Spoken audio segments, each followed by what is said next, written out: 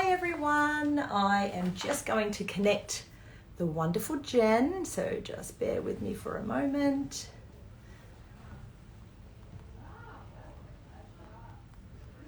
This is always the fun part. So I'm just about to connect Jen from Connected Parenting. So you might have seen that we've recently started working with the gorgeous Jen, who has so much incredible information around how to support our little ones. And today, in partnership with Mastella, we're going to be covering off what to expect during that 4th trimester. So I'm just going to now, Jen.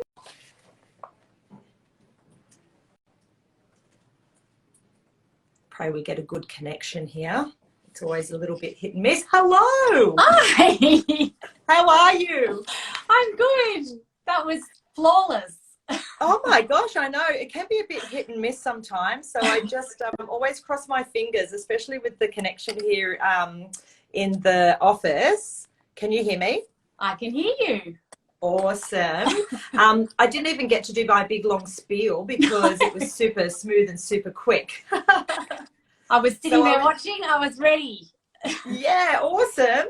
Well, I was just saying that obviously we've just started working with you as one of our amazing Kindred experts, and just how much I love your content, because I think, you know, we've done a few campaigns recently together, and I always feel like I'm learning so much from you. I was actually telling Sabi yesterday, you were so cool, calm and collected on the phone when I called you. You had, you know, 4 boys there. You were entertaining kids from school. You had food out on the bench. I said, I want to be that person. I want to be that home where everyone in the neighborhood just must flock to you and just feel so at ease. And yeah, I don't know how you do it, but anyway. Oh, look, it's not that calm. And I've got 2 kids home from school sick today. So it's just a juggle all the time. Constant, isn't it? Yeah. Well, just to kick things off, for those that have already joined us, hello and welcome. I hope everyone can hear us. Can I get a little wave maybe just to make sure? Are we coming through okay and the connection's all right? If anyone wants to just give me a little thumbs up or a heart or a wave, that would be amazing. And so obviously today, in partnership with Mastella, we did some beautiful videos with you recently, Jen, where we really were focusing on the 4th trimester. And, you know, I guess a lot of what you do. So for those that haven't followed Jen before, you obviously do those incredible classes that really guide us when we're about to pop out a baby and we have absolutely no idea what we're doing. You are the one that teaches and helps people know how to bring babies home. Yeah, absolutely. So I do a lot of work with toddlers, but one of the things I absolutely love doing is running a class that people attend just after they have their first baby. And so all of this content that we're going to discuss today is great if you're pregnant, but equally good if you've just had a baby and you're navigating those early weeks and months that, as we all know, especially when you're doing it for the first time, can feel so overwhelming because you've never done this before and there's no guidebook. There is no guidebook. And I think a lot of it, what we speak to, obviously, like you say, it's those classes you do in the hospital where beforehand, so I'm just adjusting my angle, beforehand, where you kind of learn, you know, how many nappies you're going to change and what you can expect and all the rest. But I feel like some of this stuff you just have to learn on the job. It's not until you're there with that baby in your arms where you are actually experiencing it for the first time. And I think that's why it's so great that you are there at that point to go, you know what, this is how we can navigate this. Let's know what we can expect, because I think sometimes, you know, when you've got a baby crying all night and you're hearing or reading things about routines and rhythms, it can really set some false expectations. Yeah, absolutely. And I think that's one of the biggest, well, there's a few challenges of early parenthood, but one of the biggest challenges, I think, is the ideal to get it perfect or to get it right. We come into parenthood wanting to do the best job. You know, it's probably the most important job we've ever done. And we've probably come from jobs where prior to having your first baby, you've been able to control input and output, and you've been able to hand in work and get thanked for it. And suddenly you're doing this job where it's hard to measure whether we're getting it right. It's really hard to know. And if you've never done it before, it's a really confusing thing. So yeah, I love working in the area and helping parents with it. And that's interesting what you say about feeling like you're doing it alone. And I'm guessing, you know, last year for a lot of people that was even more so, because there weren't things like mothers groups or a lot of that face-to-face connection. But do you find, it is those moments when you're at home, you're sleep deprived, baby's been up all night, and you think, am I the only one with a baby crying throughout the night? Is this where you see the importance of connecting with mothers or experts, or, you know, informing 100%. yourself, I guess? I think that information in the lead up to a birth, but about the baby and about parenting and about your relationship, all of that prep is just a game changer.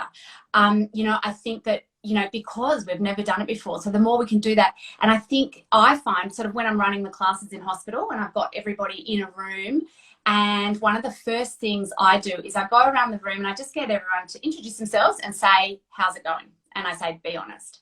And as people, the first person is the most nervous and they've got to say, well, not so good, to be honest. I'm worried about the feeding, or my baby's been crying all night. And then everybody sighs this big sigh of relief when we realize that I'm not the only one in that hospital room with that baby that cried all night last night, and I'm not sure if I'm getting it right. And so I think the more that we can share that experience with others, the better. And then knowing in advance what to expect around that 4th trimester and how our babies are born, not quite ready to be born, and they do need a lot of help to settle and soothe, and you're not getting it wrong if that's happening. And so if you can know that going in, it's going to help. And then if you can get good quality information from sources like Kindred, you know, along the way, where, you know, we have this chat, and imagine for some mums that just didn't know, or dads, that babies would need so much help to settle. It can just be so reassuring, I think, to know, well, this is all normal, and it's really just about surviving it. Yes, exactly. And actually, funny you mentioned about the preparation, and I think that was one of the biggest reasons we created Kindred, or I created Kindred in the beginning. It was because, you know, I didn't feel fully prepared. I was that person that didn't have time to read books and get too much information. I wanted it to be simple and practical, and, you know, someone should just handhold me. But I was starting to find, you know, I was very lucky. I had a brilliant mothers group, but I was starting to see that we all had the same concerns and questions that were popping up. We were all in it together. And I thought, surely there's got to be an easier way to get this information. There are experts like you that just have so many amazing practical tips that can be a game changer. Yeah, definitely. And the more, you know, we need I always say, don't be afraid to ask for help. You know, we're not made to do it alone. So it is absolutely about getting, you know, the right information though, and not too much of it, sort of like, you know, not getting overwhelmed, not having, I think if we try to read 100 books, we're going to get really overwhelmed. So it's about picking a couple of really good quality sources of information and running with that. Yeah. And when you talk about, I guess in your classes, you talk about what to expect in the first 3 months. And you mentioned before about obviously babies not ready to be born yet. I mean, you know, can you talk us a little bit through about that transition and about the best way we can support our little ones? Yeah, absolutely. So I talk a lot in my classes. I start with talking about the 4th trimester and what to expect, or where our babies are at when they're born. And the reason that I talk about this is that I believe if you can really understand what is happening for our babies, it starts to make sense why we do what we do to soothe and settle them. Because essentially they are born at 9 months and they're really not really ready to be here, and they're born like this. We now know it's called the 4th trimester, and it's because we walk on 2 legs and they've got a large head. Compare us to a baby cow that gets born and walks away from birth. Our babies are so immature, and they just need so much support to feel okay. And a lot of it is this, they're a little ball of sensory system essentially. And when you compare the world that we're in to the womb, where it was dark and warm and they were held in tight, for the first 3 months, because they are so immature, they are just craving everything that was like the womb. So when we're patting a baby, we're mimicking that heartbeat. When we're rocking a baby, we're mimicking the rhythms of the womb. We're wrapping and swaddling them to make them feel safe and secure. but essentially they are happiest near our hearts and getting frequent feeds. And that's all well and good, except we're also giving people this message that you might want to be getting that baby into a routine.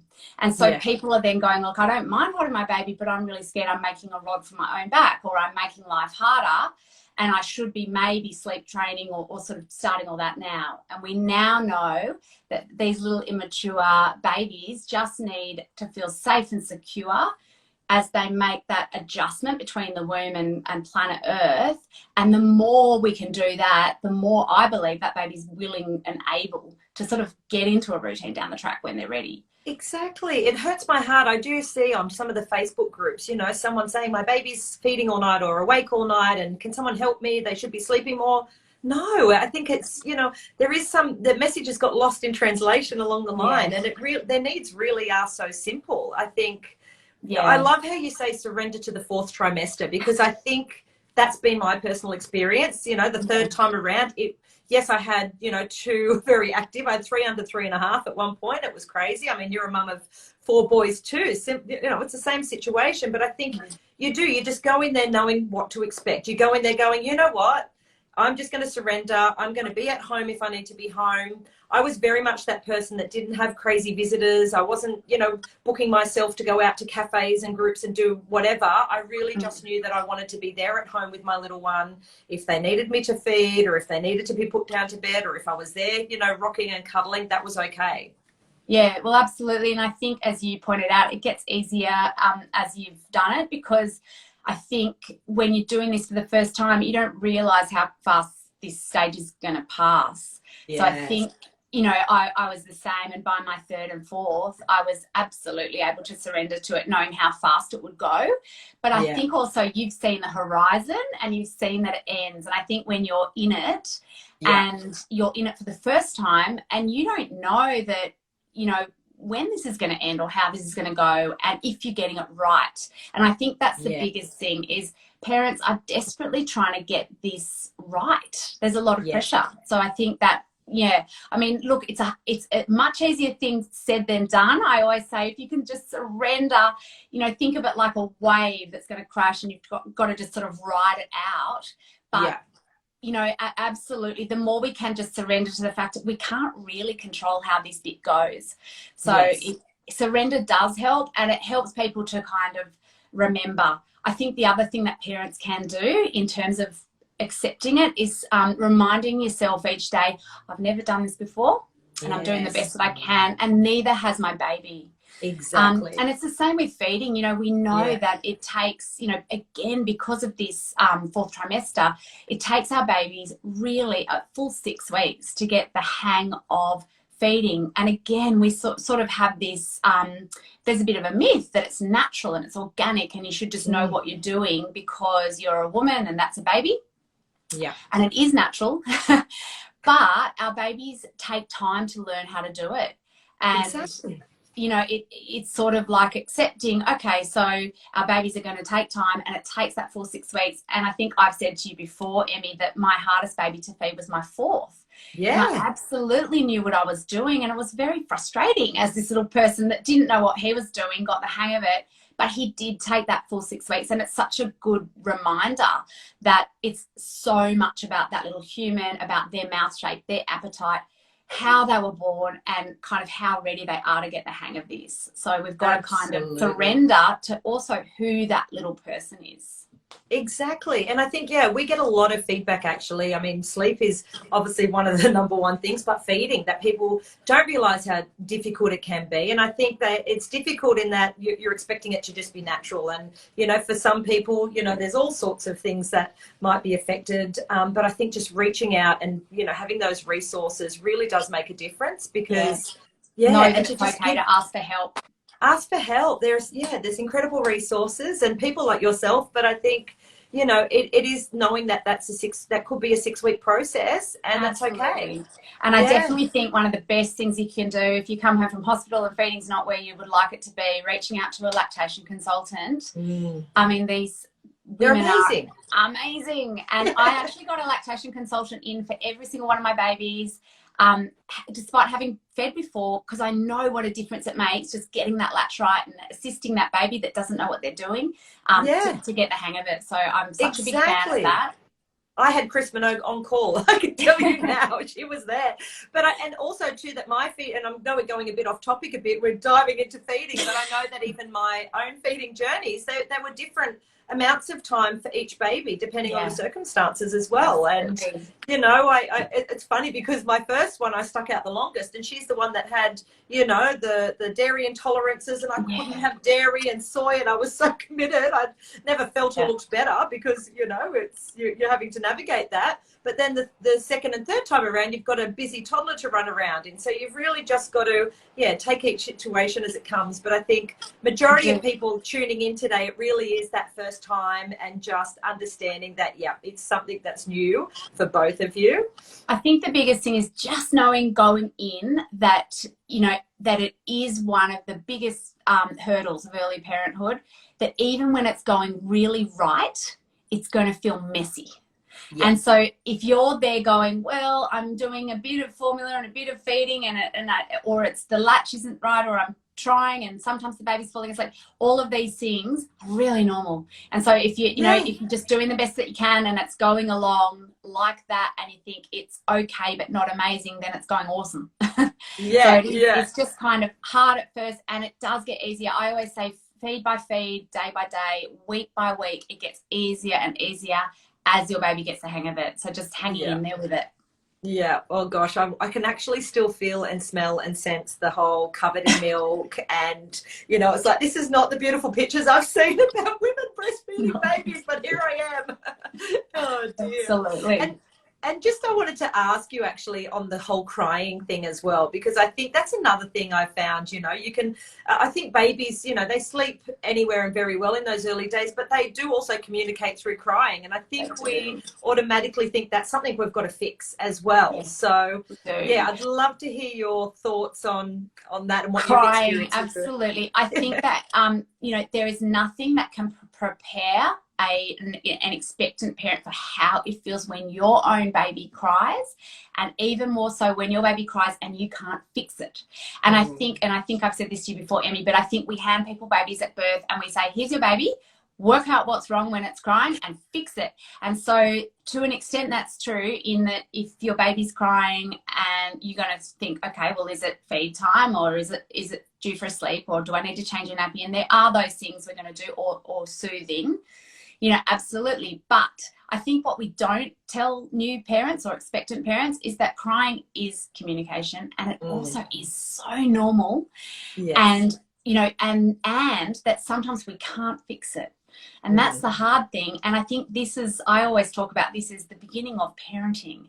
And there are some things we can't fix, but we just need to be there. Yes. And sometimes surrendering to this idea, or getting used to the idea for parents that actually when your baby cries and you pick it up and you soothe it, and you, even when you're thinking this isn't going very well because my baby's still crying, but you're there staying calm and soothing your baby, what's happening in that moment is a process called co-regulation, and you are wiring your baby's brain to know they can rely on others in the future and to connect with others. Like, it's the most powerful thing.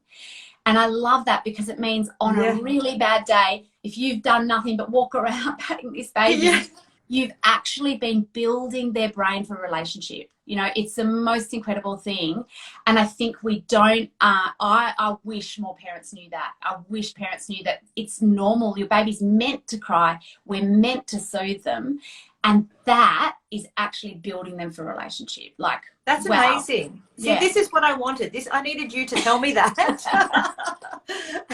I needed that when I had my first baby.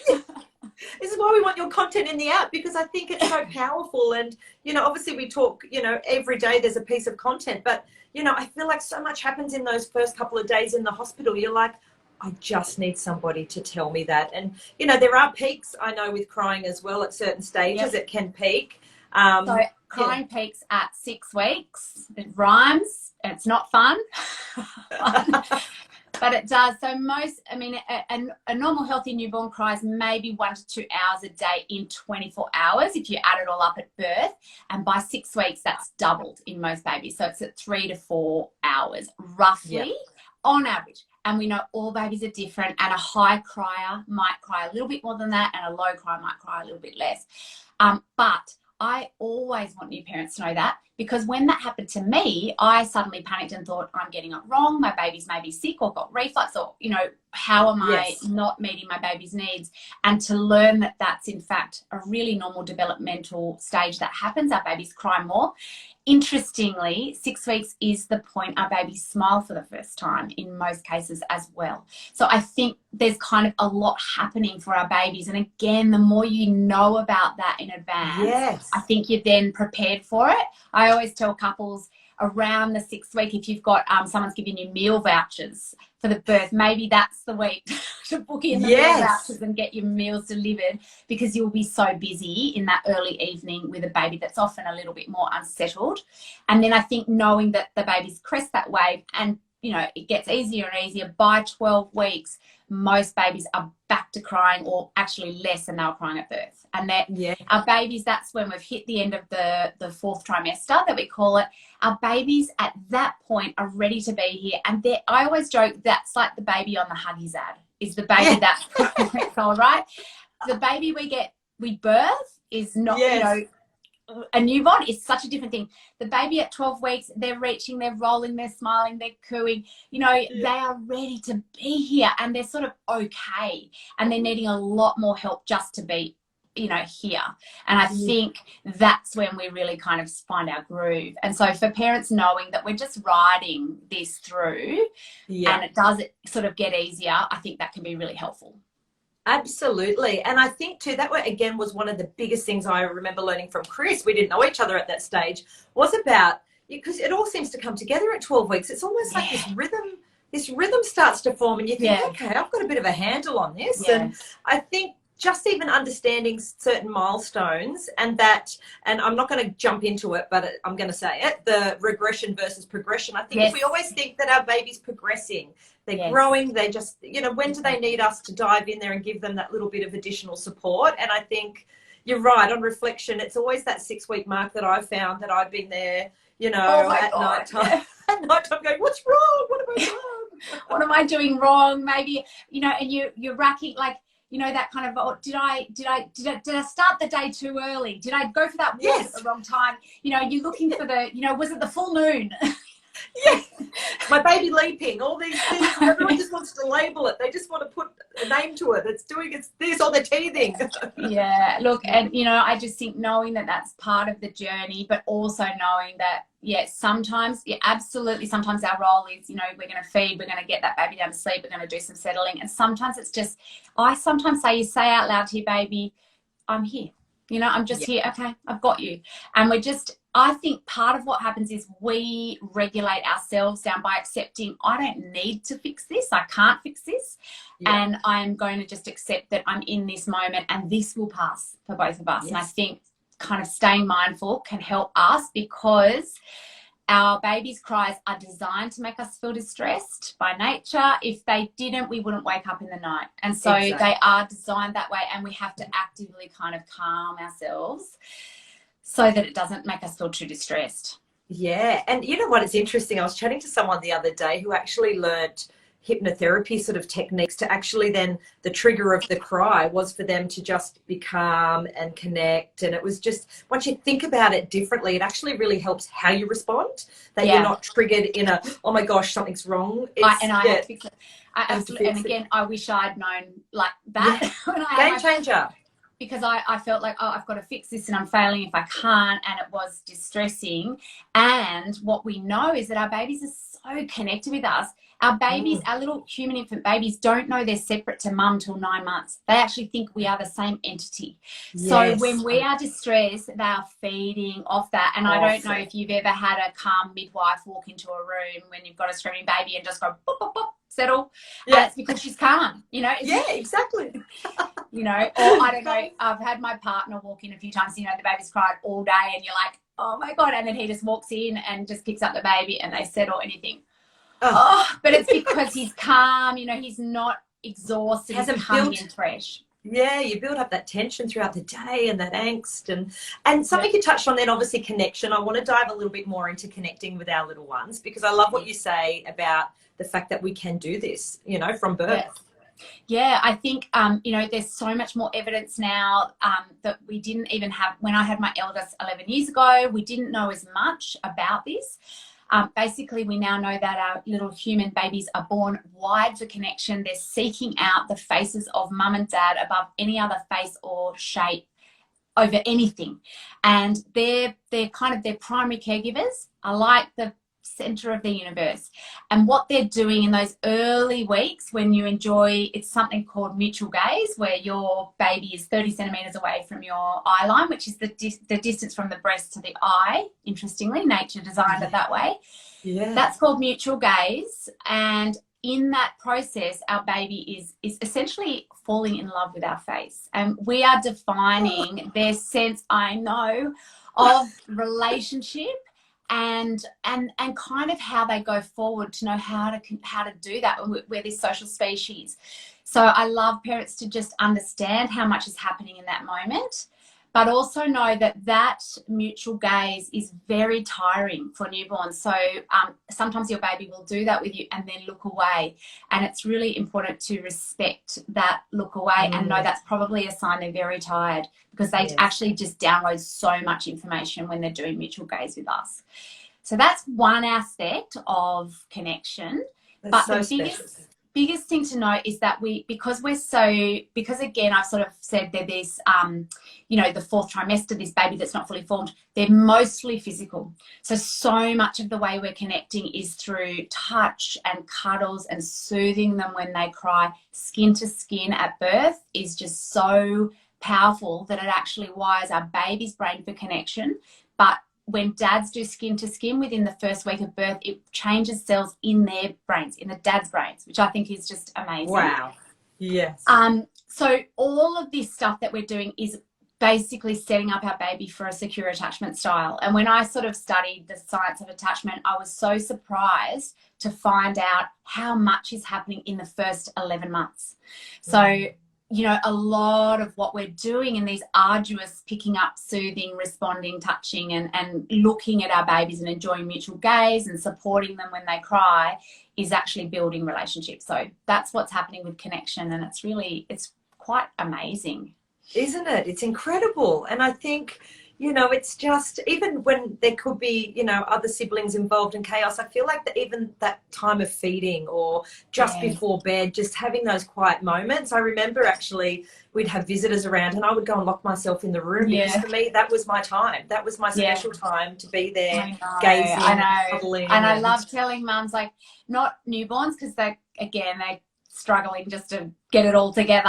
But in those weeks that follow, you probably would remember, Emmy, like when you first latch a baby on and they just look into your eyes for the first 10 minutes before they fall asleep.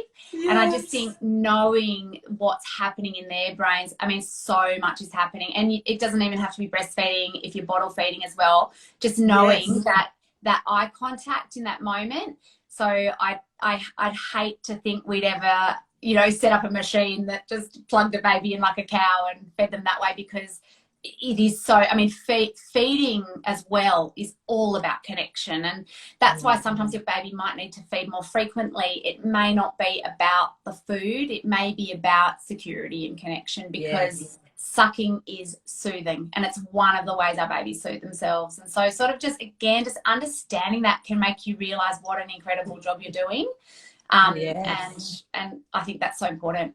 It is so important. And I think I like that you mentioned, of course, that it's bottle or breastfeeding, whatever it is 100%. In that moment that you're doing.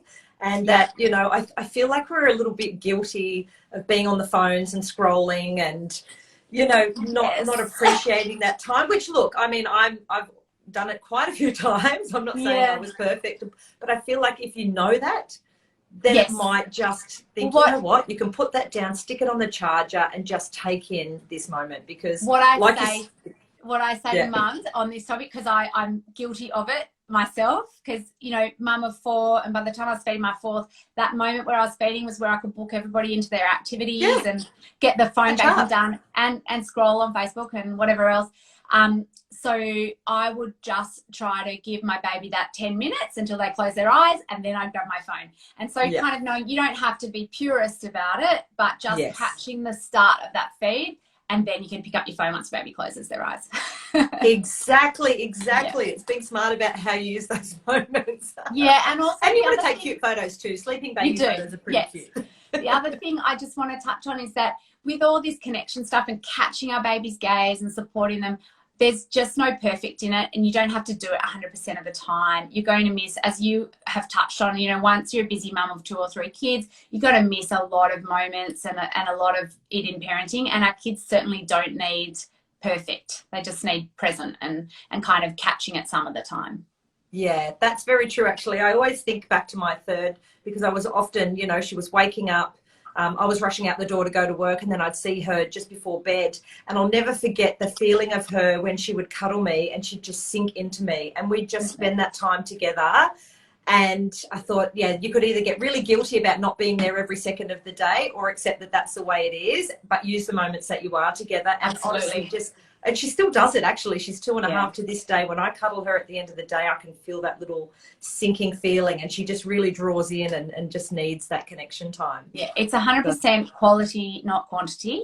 Yes. And you know, 10 minutes a day of really quality time is absolutely sort of better than non-stop attention. Our kids don't need non-stop hovering. They need quality connection. So yeah, absolutely. That's so important. It's so important. Now, I'm going to flip on to modern parenting, which you did touch on earlier when I was talking about the fact that, information overload. And I always love what you have to say on this, because I think, again, it's where Kindred was born out of. Too much information, too many resources. You're on the internet, you're going through, it's a long article. I don't have the attention span to be going through that. It's, how do you get it right? How do you know what to do in that situation? Absolutely. So I think modern parenting has a couple of big challenges, and one of them is the information overload, and the other is that the village has changed. And these two go hand in hand, because the information overload has, you know, evolved because the village changed, and we want the information. And I'm part of this, like, you know, the information's good. We also need the information. We just need to know ourselves how to know what to listen to. And so when I talk about cutting through the information overload, what I try to talk to parents about is learning how to filter through to sort of work out what suits you. And so my advice at an emotional level is, I would love all parents, before they've had the baby, but otherwise in the weeks and months that follow, to sit down and think about, what do we want from this little family we're building at a value base? What do we want to bring down from our families of origin? What do we want to leave behind? What is it that really is going to matter to us? For example, a mum that really needs a clean house to feel sort of okay and balanced, there's no point in telling her, oh, just let it all go and cuddle your baby. That was me. She's going to go I couldn't do it. I'm like, what's wrong with me? My God. There's nothing wrong with you. You know, we're all different. And I think there'd be for another mum, that's absolutely going to be the answer. So it's about learning how to think about, well, who am I and who are we and what's going to matter. So for some parents, if you had children hopping into your bed 12 times a night, they're going to go, we love the cuddles.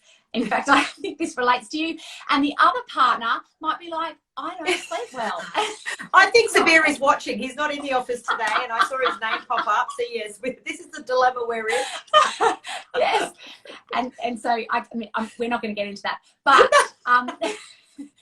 but I think kind of thinking about those values, and particularly that kind of, who do we want to be as parents and how to cut through. So I think for me, you would know, obviously, with my kids, one of the things we've really been focused on is our relationships and kind of our connection. But my boys have the most terrible table manners. I can't tell you.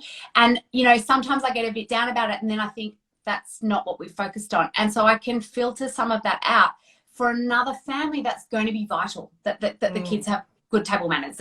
And so you're not going to be able to be it all. You can't be the parent that has the immaculate house, that's back at boot camp, that has the baby you're very connected with that cooks organic, you're going to have to let some stuff fall through. And our babies don't need all of that. They just need parents that are happy and kind of doing the best that they can. So apart from having that initial conversation where you sit down and you sort of think about, okay, what do we need to make this work? I think that you pick a couple of good sites to follow, not 57. You know, and then the other thing is a lot of that information, it's not actually coming, you know, we blame the internet, but it's not necessarily the internet or books. It's often family and friends. Yes. And, you know, your best friend saying, you must do this particular baby sleep app that saved my life. Yes. And then you try it and your baby doesn't respond to it and then you feel like you're failing. And so I just try to say to parents, it's okay. I mean, you might want to try it if your friend recommends it, but if it doesn't work for you, if it doesn't feel right, let it sort of just wash over you and out the window. And same with that advice from mum, dad-in-law, lady at the post office, you know, about your baby's this, that, you need to do this, you need to get that baby in a routine. Again, I think you know, if you can learn early in the journey to just say, thank you so much. Yes. And then just let it wash. You know, you don't have to take it all on. It's so true, because I actually see a lot of those comments online, and it's the whole mother-in-law or the mother, or this is where people kind of, you know, get into a situation because they've been told a certain way to do it. And Chrissy just popped a question up actually, and it's so very true. Like, do you think that this information overload is actually stopping us from trusting our natural instinct? And I think, yeah, I do a bit. I mean, it's a really confusing thing because on one hand, I know we need the information because this is the parenting and babying and all of this stuff. Like we just said about breastfeeding, it's not innate. It's a learnt skill. So information and support is going to help. Absolutely. But I don't want people listening to anything that makes them feel guilty or bad or wrong or that their baby's not good enough. And so how we can assure parents that present, not perfect, is good enough, and that it's good to take in some of this information that's working for you, that's informative, and not everything. I mean, I'm like you. Chris Minogue helped me with all 4 babies. Having one person, like I realised I needed a bit of help with starting solids, and I didn't know. I'd never done it before. I didn't want to have time for 50 books. She came over and said, this is how you're going to do it. And just having a roadmap really helped me. So some information is good, but absolutely my mission is to teach parents a little bit more about tuning into their baby. It's a bit like a very beautiful friend of mine says sometimes, the first 12 weeks is like you buy a block of land and you're going to spend the first 12 weeks looking at where the light hits before you work out where you're going to build the house. But it's a little bit like that with a newborn, in that if we can surrender and sort of just start watching, because as you would know, Emmy, you have a few kids and you realise that particular jiggle that worked for that first baby doesn't work on your second. You know, and so they are all so different. And so if we can surrender a little bit and go slow and get to know our babies, they do give us a lot of the answers. So absolutely, it's kind of half-half, isn't it? Yeah, it sure is. But I think it goes back to, like you say, have the trusted resources to dip in and not make you feel overwhelmed. But yeah, there is definitely that element of trusting your natural instinct. And for those that have followed me for quite some time, you'll know that my 3rd little one, I was telling Jen recently, my 3rd little one has developmental delays.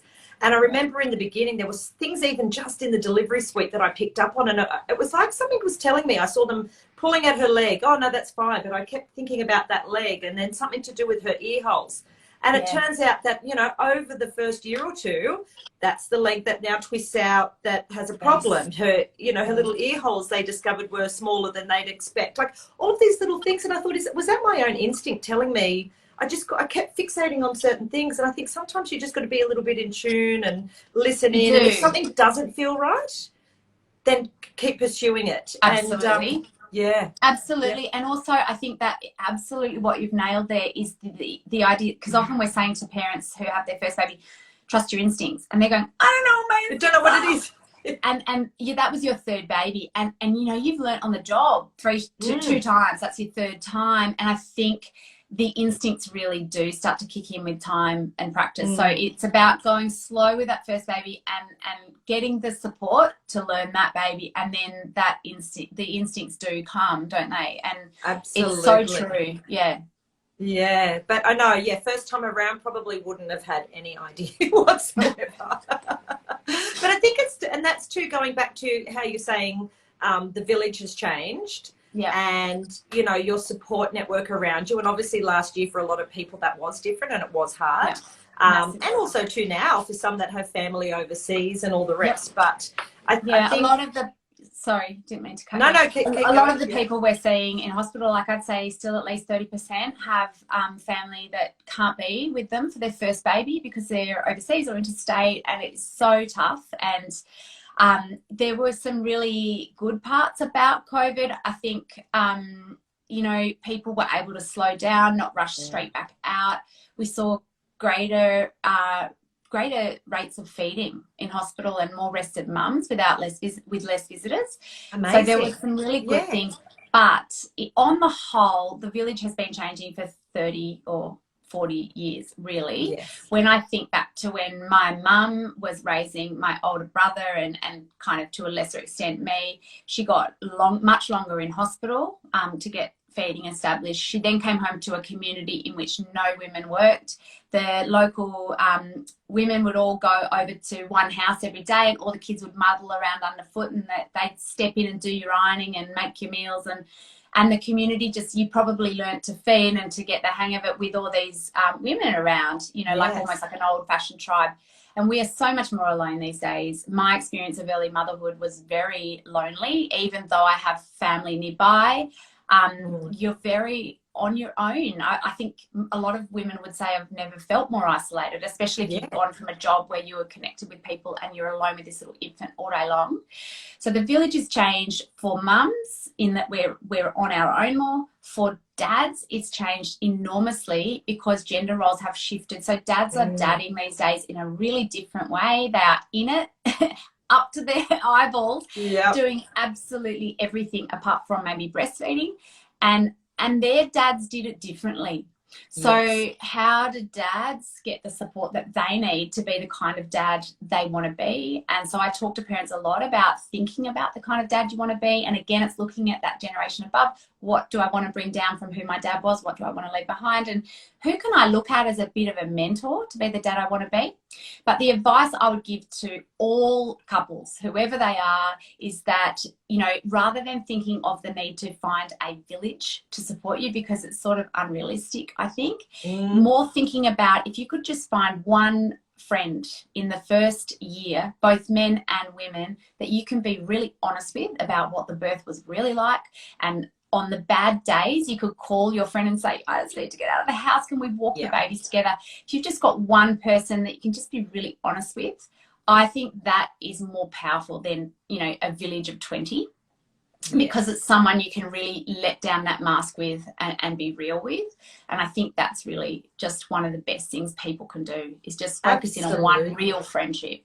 And just as important for dads, I think, as mums. I think so too. Interestingly, Sabir had started sort of a bit of a dad's catch up, and you know, we talk about parenthood at Kindred because we are inclusive. We know, you know, there are so many different family you know, situations, and we want to talk to both. And I think Sabir had some really interesting insights about the dads not feeling like they had anyone to talk to, and that they were struggling with wanting to be more involved, but then they were working, and it was just really interesting to see them open up and say, can we do this every month? Like, I'd love for us to continue this because I needed this. And I found that really interesting.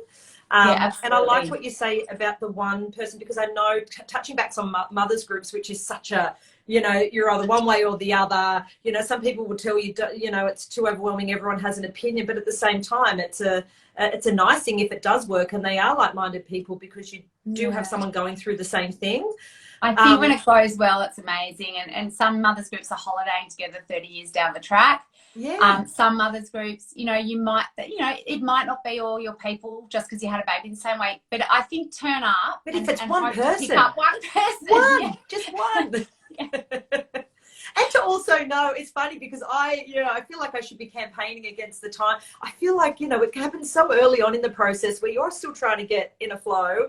People are feeling so overwhelmed with feeding in front of people and, having screaming babies. And some people said they when we've done a bit of, we had some questions going around there a little while back, and it was really interesting to see that some people said to me, I feel like it's too early that we're going into these groups. And then I felt like I missed the boat.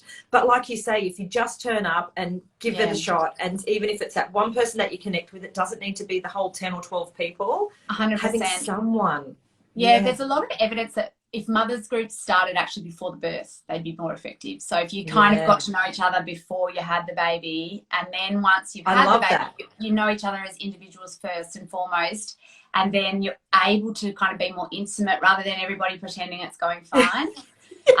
So yeah, wouldn't it be great? Wouldn't it be great? Maybe we could campaign for that, Jen. This is a conversation we're going to have afterwards, because it's something I've been talking a lot about with our community. So, and obviously again, changing with the way that things are at the moment as well. I wanted to touch on, and when going on to the whole modern parenting, the relationship, if you do have a partner at home, and you were saying obviously dads and the pressure they're feeling, but something you did recently in one of the videos we did is you talked about how do you dive in and offer mini breaks. And I just love what you say about this. Yes. And again, I'm shouting out to Sabir, you need to learn how to tap out every now and then. Do you want him to tap out or tap you out? I want him to tap me out. Okay. Actually, I must say, though, I think he has been listening to your content, because he did actually the other day, he said, look, you're sounding very stressed out. Do you think I should do school pickup tomorrow? I was like, yes, you know what? Yes, I do. Yes. Yes, I do. Thank you. So I do. I talk about relationships because, again, we have our first baby and we are so focused on the baby, right? And we forget we were a relationship before the baby came along. And so there's a few key things I would love to quickly touch on. The first is that the early pressure and anxiety of parenting in the very first week, it can feel very serious, and the relationship can feel very strained, and you feel anxious. And I kind of want couples to know that settles, that there's hormonal reasons for this coming off the birth, and also you've never done this before and you're trying to keep this tiny little fragile thing alive. It will feel stressful because you're getting the hang of it. And I find around that 6-week mark things get easier. I talk to couples about holding on to some humor through that seriousness, and I know how hard that is, but if you can laugh at the punami in the car seat, or if you can just hold those moments, you might not be able to laugh in the moment, but if you can have a laugh later that night, I do think that helps. But then the other thing that I think we can really do for each other, because we say to people, fit your own oxygen mask and take breaks and self-care.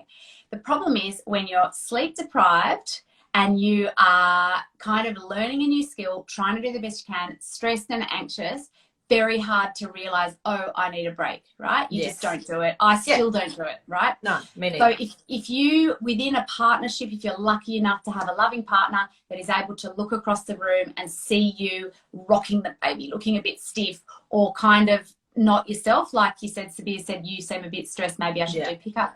If your partner is able, and you give them permission to basically walk up, and what my partner and I used to do was say, I'm tapping you out.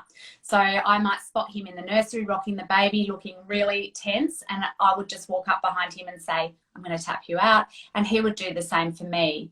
And we would not get offended by that because we'd pre-discussed it. So that's the important bit, is you kind of know that you're going to do that for each other. And then the other thing that goes hand in hand with that is then being able to take a bit of a break. And I think, again, there's a whole lot of stuff on Instagram about a shower is not self-care. And, I really disagree. I think when you've had a brand new baby and you're recovering from birth and you're like touched out, a shower with a nice body wash and the door locked can be amazing. And I'm not saying that's it. I'm saying that mums and dads can build up to more and more significant self-care that actually is, enjoyable and relates to hobbies you had before. And absolutely you will get there. But I think it's unrealistic to tell a mum of a 3-week-old baby will just go off and have a 2-hour massage or go to a hike. You're not going to be able to do it. on the shower thing, I was at an event last week, I think it was, and the lady was actually talking about the fact that, you know, even if you're told to have meditation or this calm time or whatever, do you have a shower? Yes. How long do you spend in the shower? Great. There's your moment. Sit in there. You know, just try to relax, put a little bit of lavender oil, whatever it is in that moment. And I thought, you know what? That is actually the time where I just stand there and go, oh. I mean, I do too. And I think, but especially when you've just had a baby, there's nothing like the water is giving back, whereas everyone else is taking. So I think, you know, it might be a shower, might be just, you know, your partner taps you out and you get that permission to just go lie down for 20 minutes and know that your baby is safe in the hands of someone else. So I think tapping out is something you can begin in early parenting and then build on that, you know. And so, you know, my partner early this year tapped me out for a whole weekend. Hello. He went, off you go up to Byron Bay. And, you know, he just could see I was burning out. And I think that it's a really good habit. And the more we support each other instead of I'm doing this, what are you doing? If you can, and then, you know, I'm going to be much more inclined to say, you go take a break too. So I think it is a really great way to support each other. And, you know, we go better as a team, obviously. It's a team sport. Yeah, it sure is. I had my it was the second weekend I'd ever been away from my little ones last weekend, but I think he cheated because my mum was in town. So always the way.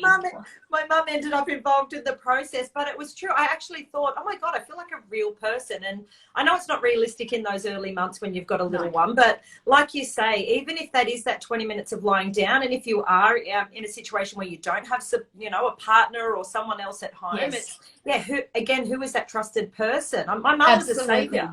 Yeah, absolutely. And I often sort of say, look, that might be a situation where you need to build that village around you, and it might be about hiring in someone a few hours a week to support you. It might be a beautiful neighbour that keeps saying, let me walk the baby around the block. I think if we can, it can feel really hard to say yes to help because we feel like I've got to do this all on my own. You don't want to fail. You don't want to feel like you need the help. If I can't do it, then I'm failing. But actually, your babies do so much better when you take a break because we're not made to do it 24/7. And if we can sort of fill that cup up for ourselves, we come back a better parent. So if you can start small, start with that shower or that nap or that walk around the block and build up to more, absolutely. But know that sometimes we can't spot it in ourselves and we need that partner to say, I'm going to help you out. Off you go. I love it. I love it. It is a game changer. Yeah. Well, I think we're going very well. I always say to Jen, we could like literally talk, I think, for half a day. We would just not stop. And I know that obviously we said that would be an hour on today's call. But if I wanted to, I guess, recap on everything we went through today, and I guess for you to summarize, you know, what are those key things you want us to remember? What would you say? Okay. The key things to remember, I think, absolutely, is just surrender to that fourth trimester and trust that if, you know, it's all normal, it's kind of, you can't control it, you've got to ride that wave, and trust that if you're doing everything you can to make your baby feel as safe and secure in the first 12 weeks, then you are doing an amazing job. It is hard, and so therefore we want to bring in that village and say yes to help and accept that, because we're not made to do it alone.